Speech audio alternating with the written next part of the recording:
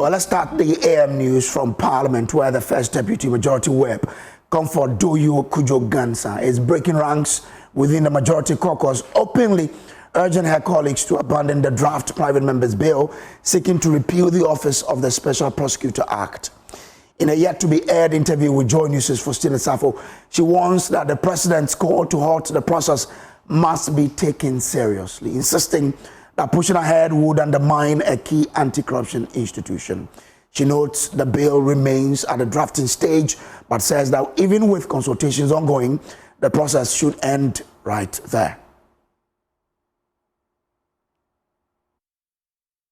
He is the president, and normally when an elderly in the family, what he will see, if you, the child, you climb the hill, you won't see. So he knows what he's seeing, and he knows why he said they should withdraw it, because that office is to fight corruption. So if the person championing the cause there is not good, doesn't warrant scrapping of the office. But now that the president is requesting that you pull the brakes on that entire project, will you continue with your consultation? They should abandon it. They should just abort it. Because once the president said they should pull a brake, they should abort it for now. Well, the full interview airs later today at 3 p.m. on the Pulse on the Joy News channel. Other than that, imagine watching your child die, not because treatment doesn't exist, but because it is only available abroad and far beyond the reach of many families.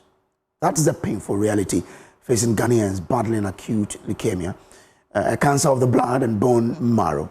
Here are excerpts from Joy News' latest special assignment documentary, Leukemia, Last Chance Abroad, produced by Emmanuel Jivenu, highlighting the urgent need for a bone marrow transplant center here in Ghana.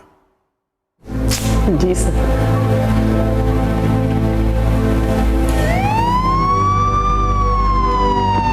Every year, families walk into hospitals seeking answers and walk out with a diagnosis that changes everything. Cancer of the blood and bone marrow. I was like, leukemia. How? Why? When? It was like a very bad, terrible joke on First April. A disease that steals the young, the strong, the hopeful. What's my baby's last moment? Today, December 19th. My child will not die. I can deal with a lot of things, but to see him in pain, that one will kill me. I watched her, she took her last breath. My baby was gone.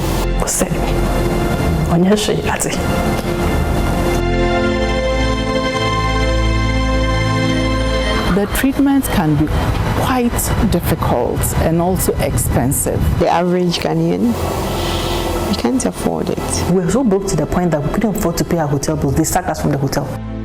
While some cross oceans to buy a chance to live, others run out of time, waiting, praying, begging. When I would have turned out better if we had the facility here. A more sustainable solution would be to have a center here in Ghana and West Africa. Like a year, a radical, it's okay. Enough. Leukemia, Last Chance Abroad, premiering on the 24th of November 2025. A documentary by Joy News Impact Makers Foundation in partnership with Leukemia Project Foundation. Legendary Ghanaian rapper Sarkodie has joined the Joy News Impact Makers Foundation and the Leukemia Project Foundation in advocating for the establishment of Ghana's first bone marrow transplant center. Hello, what's up, guys? This your boy Sarkodie, Sarkodie Obede Bidi. Listen, every child deserves a chance to live, dream, and grow. But right now, many families in Ghana are losing loved ones to leukemia because we don't have the right treatment facilities here at home. That's why I'm standing with Leukemia Project Foundation and the Joy News Impact Makers Foundation to call on you, everyone, my people, to join this fight.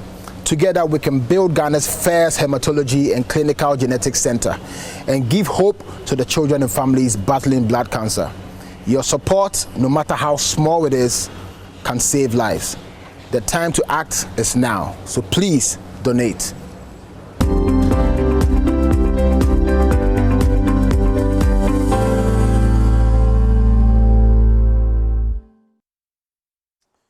Well, it's hard to see children die, and I'm sure you would love to be part of this change process. So let us all contribute, as Sarkodie said, to make sure this is done, to give hope to children, at least. The Leukemia Last Chance Abroad premieres on Monday, 15th December 2025 on Joy News, Joy Prime, and on Joy FM. But the Vehicle Enforcement Association of Ghana, VMAG, is accusing the Driver's Vehicle Licensing Authority of sidelining local workers in a major overhaul of the country's number plate system.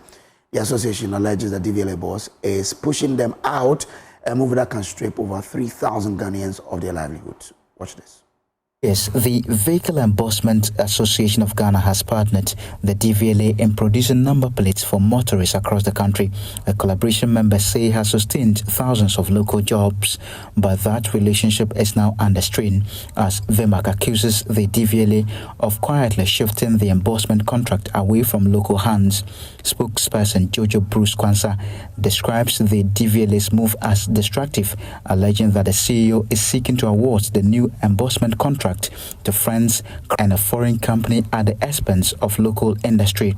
Information available to VMAG indicate that the DVLA boss had invited some foreign companies that are partnering some of us to award contracts of manufacturing to, and who has invited the Chinese for the DVLA changeover plan. VMAG strongly believe that the DVLA is seeking to introduce foreign companies into the system just to render over 3,000 Ghanaian employees of VMAG. General Secretary Victor Chum Coranton insists that the DVLA must engage them openly, stressing that members need to be properly informed and prepared for the changes ahead. The notion that DVLA is going to emboss the plate themselves is a farce. Why am I saying so? They haven't got no equipment. Now, we've also heard that he's engaging some Chinese people to do the embossment.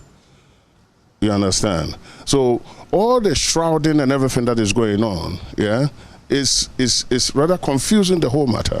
The DVLA boss should come down, yeah, from his high horse, right, and engage us. Member of the association, Benjamin Boateng, warns that if the DVLA's plan is allowed to proceed, it will devastate their livelihoods and wipe out jobs for thousands of Ghanaian youth. That our intel as an association tells us that he's dealing with one individual amongst us who want to take the contract for the whole of the country, which is not supposed to be. It is against the law. The same person is the person who won the contract for the manufacturing. He's not supposed to be an embosser. Our concern here is, as embossers, we don't understand why they should take our business and give it out to an embosser who is not supposed to be part of us. The association is therefore appealing to the Transport Ministry to intervene, warning that without urgent action, the planned digital rollout could leave thousands of Ghanaian workers displaced. Ramat Bashiru's report for Joy News. Now, technical advisor on the economy at the Office of the President, Seth Tekpe, has raised concerns over the Public Account Committee's continued reliance on non-accrual accounting systems, warning that the absence of accrual-based reporting is contributing to persistent financial irregularities in the public sector. Speaking at the 50th anniversary Grand Deba of the University of Cape Coast School of Business, Mr. Tekpe stressed that strong public financial management and effective performance of state-owned enterprises depends on the adoption of modern accounting standards. He therefore urged government institutions to prioritize the implementation of accrual accounting to enhance transparency, accountability, and prudent resource management. The 50th anniversary of the University of Cape Coast School of Business was celebrated on the theme, University of Cape Coast School of Business at 50, expanding the frontiers of business excellence. Addressing the ceremony, the dean of the school, Professor Samuel Kwekweje, outlined some achievements of the school over the years. In the coming years, the school will be adding 7 professional doctoral programs, DBAs, 7 research doctoral programs, and 6 master's programs. Our undergraduate student enrollment has increased tremendously. We can count more than 6,000 undergraduate students, with 20 of them being foreign students coming mainly from the West African sub-region, Europe, and the US. Prof. Chair, the demand for our postgraduate programs has grown tremendously, attracting special interest from the Ghana Revenue Authority, the Ghana Armed Forces, and internally from the School of Pharmacy. This year, we are likely to admit more than 100 postgraduate students. Chancellor of the university, Dr. Sir Sam Jonah, advised the students to prioritize innovation. We must research Ghanaian solutions to Ghanaian problems. We must support SMEs, the engine of employment. We must create jobs creators, not job seekers. This school should not respond to national change. It must drive it. As we stand on this golden pedestal of history, ladies and gentlemen, let us dream new dreams. Let us reach beyond our comfort. Let us take UCC School of Business to heights our founders never imagined. For 50 years, we have done well. We've done exceptionally well. But for the next 50, we must do even better. Because as I say with pride, we are UCC. We go anywhere and we fear no one. The technical advisor on the economy at the Office of the Vice President, Seth Tekpe, stressed that public accounting required critical attention. And so when we talk about integrity, or when we all tune in and we listen to the Public Accounts Committee, we need INTOSA is generally applied, but I don't know if we don't have the equivalence of a Ghana standard, just as we have the IFRS. And so these are issues which I think we must all, particularly business students, accountants, apply our mind to improve government accounting and the efficient use, of resources in the country. From Cape Coast, Abigail Lissel Nkrumah reports for Joy News. And as the festive season approaches, commercial drivers in Accra are sounding the alarm over the rising threat of road accidents. They point fingers at a deadly mix of factors: drivers high on illicit drugs, faded road markings, drunk driving, and a blatant disregard for traffic rules, especially among Okada riders. There's more in the following report. With just 13 days to go before Christmas, Ghana's roads are turning into killing fields. Over 1,504 lives were lost in 7,289 crashes this year alone, and the festive season is just around the corner. Commercial drivers are sounding the alarm, pointing to a toxic mix of factors fueling the carnage: poor road markings, drugged-up drivers, speed demons, and Okada riders treating traffic lights like mere suggestions. Kofi is a driver at Abekan La Paz. The Okada riders have come to destroy the business. The majority of accidents are caused by them. When the traffic light is red and all vehicles stop, you'll still see the Okada riders bypass the signal without adhering to traffic rules, even when the light clearly says stop. Nana Yao, another driver, spills the beans on the dark side of the wheel. But sometimes callous. I get exhausted from working all day, and if I continue working while tired, I may get into an accident. That's why I don't work beyond my set time. Our drivers force themselves to work beyond their limits, especially at night. They take in rush energy drinks to keep them awake at night, which more often does not.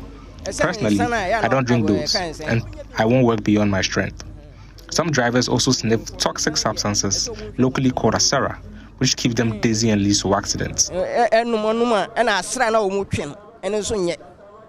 The Adabraka Drivers Union's Felix Amedeka blames missing road markings for the mayhem, while the National Road Safety Authority's Felix Owusu promises intensified advocacy and action. Road mark, road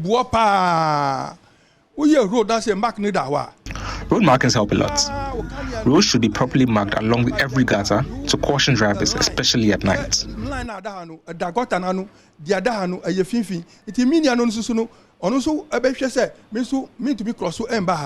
Acting Greater Accra Regional Head of the National Road Safety Authority, Felix Owusu, acknowledged the concerns and assured that intensified advocacy and collaborations are underway to ensure safer roads this festive season.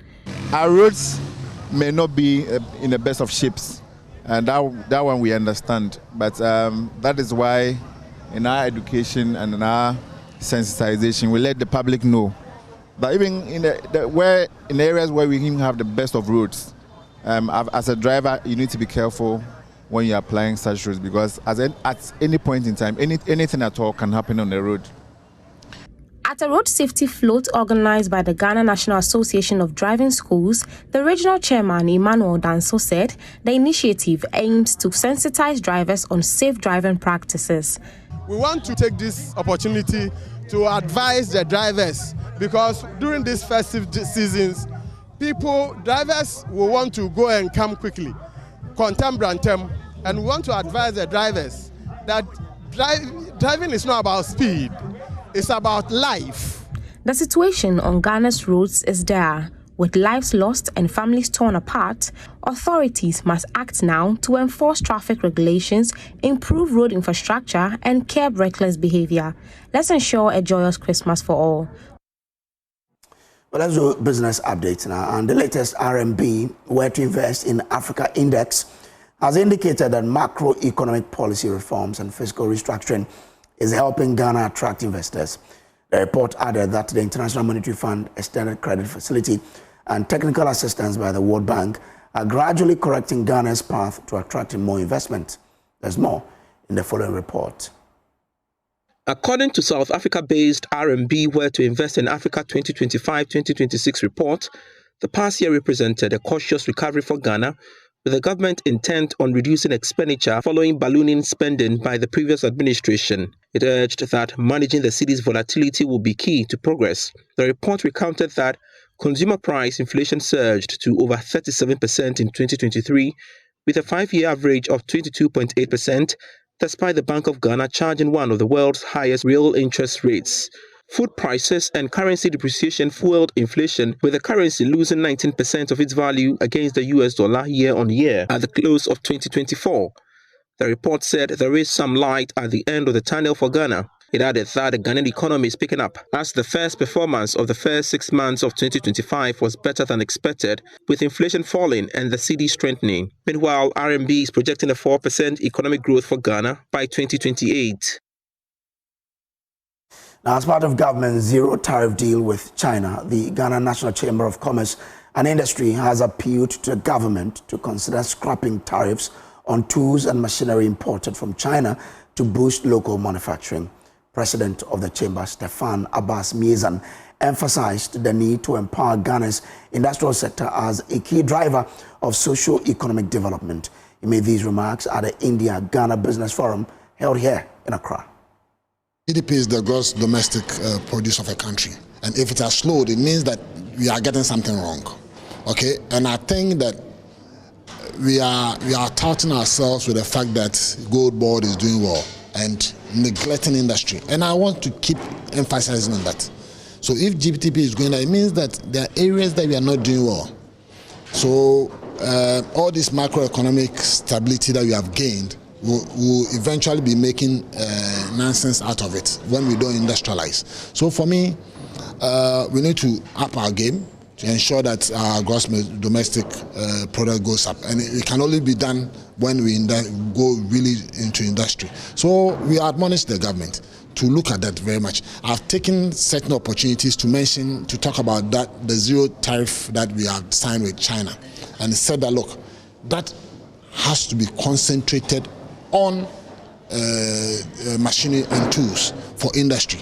So if you are bringing in machinery and tools at zero tariff, It means that we are going to have more tools, more machinery for industrialization. And we have everything that it takes for a country like Ghana to be able to industrialize. Okay? So it is important that we support this agenda. And that's it for the business updates. And that's how we wrap up the AM news. Up next is sports with Mubarak.